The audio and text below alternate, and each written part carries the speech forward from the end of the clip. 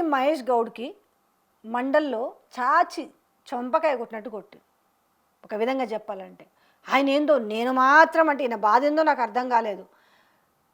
ఇది అందరూ drug test చేయించుకొని పోవాలి అని చెప్పారు, దానికి సిద్ధం అన్నారు కదా. మళ్ళీ అన్న తర్వాత ఇంకా మండల్లో ఎందుకు ఆ చర్చ? సో ఏమన్నాడు మండల్ చైర్మన్, ఏంద్రా నాయన నీ లొల్లి, మండల్లో లేని వ్యక్తుల గురించి మాట్లాడము సబబు కాదు అని చెప్పిండు. పెట్టు మీ ముఖ్యమంత్రికి చెప్పేసి ఖచ్చితంగా drunk and drive and drug drive పెట్టని చెప్పండి. ఎవరైనా కాదంటే అది ఎవరైనా కానీ తప్పించుకురనుకో వాళ్ళు నిజంగా నేరస్తులే కదా. పెడితే తప్పించుకుంటే అప్పుడు మాట్లాడాలా. మీరు మాట అన్నాక పెట్టాల్సి ఉంటారు, బయట అసెంబ్లీ గేట్ పైన పెడితే అయిపోతుంది కదా. ఉట్టిగానే మనం పబ్లిసిటీ కోసం ఏది పడుతుంది మాట్లాడితే అయిపోతుంది అనుకుంటే అయిపోతుందా? ఆల్రెడీ ఆయన నీ పోస్ట్కి ఎసరు పెట్టినట్టున్నాడు మంత్రి కోమటిరెడ్డి వెంకరెడ్డి, ఒకసారి చూసుకో. నిన్ను వీకి జగ్గారెడ్డిని పెట్టామని అంటున్నాడు. అందుకే జర చూసుకొని నోరు అదుపులో పెట్టుకొని మాట్లాడరు. వాళ్ళ పార్టీలో ఒక మాజీ ఎమ్మెల్యే ఆయన ఫామ్ హౌస్లో వాడేదో డ్రగ్తో దొరికితే బీఆర్ఎస్ వర్కింగ్ ప్రెసిడెంట్కి ఏం సంబంధం?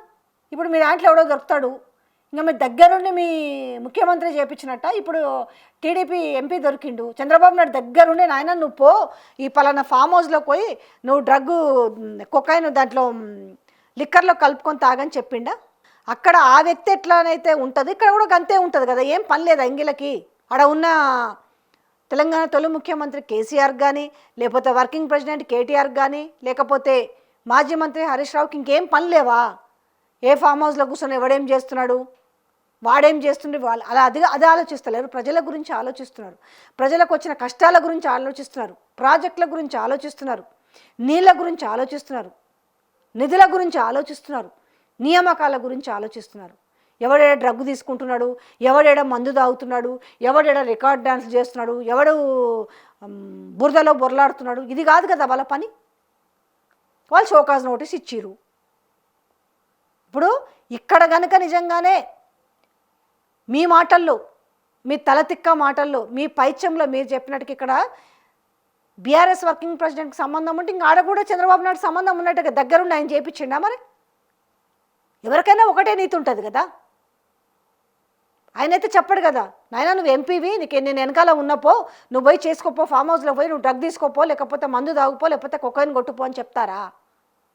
ఆ మాత్రం కొంచెం బుద్ధి జ్ఞానం లేకుండా మాట్లాడుతున్నారంటే అది ఎవరు? అరే బా, మీరు ప్రజాప్రతినిధులు అయి ఉండి మాట్లాడుతున్నారు కదా. శాసనమండలిలో ఏందా మాటలు? అక్కడెక్కడో అతను ఎవరో తీసుకుంటే ఏం సంబంధం? ఇలా బీఆర్ఎస్లో ఉన్న వాళ్ళకి ఏం సంబంధం? ఒక చేతుకున్న 5,000 ఒక రకంగా లేవు, వాడి మనస్తత్వం ఎట్లా తెలుస్తుంది? ఎవడి విపరీత చర్యలకు పాల్పడతాడో వాడే పోతాడు, వాడు భవిష్యత్తే కదా నాశనం అయ్యేది. అక్కడనేమో చంద్రబాబు నాయుడిని కాపాడాలి, ఎంత ప్రయత్నం చేసిరు. చంద్రబాబు నాయుడుకి మచ్చ రాకూడదనేసి తెలంగాణలో ఎంత ప్రయత్నం చేసిరు తెలియదా ముచ్చట? తీరా దొరికిన తర్వాత ఇవాళ అవస్థలు పడుతున్నారే. కొంచెమన్నా మాట్లాడేటప్పుడు చదువుకున్న వాళ్ళము, జ్ఞానం ఉన్నది, ఏం మాట్లాడవచ్చు ఏం మాట్లాడకూడదని సోయి ఉండాలి. ముందు ఆయన గురించి మాట్లాడు. మీ మంత్రి కోమటిరెడ్డి వెంకరెడ్డి మాట్లాడుతున్నాడు, నువ్వు వద్దంట జగ్గారెడ్డిని పీసీసీ ప్రెసిడెంట్ చేయమని. ముందు మీ పదవి చూసుకోండి, అది ఉంటుందో ఊడుతుందో కనీసం.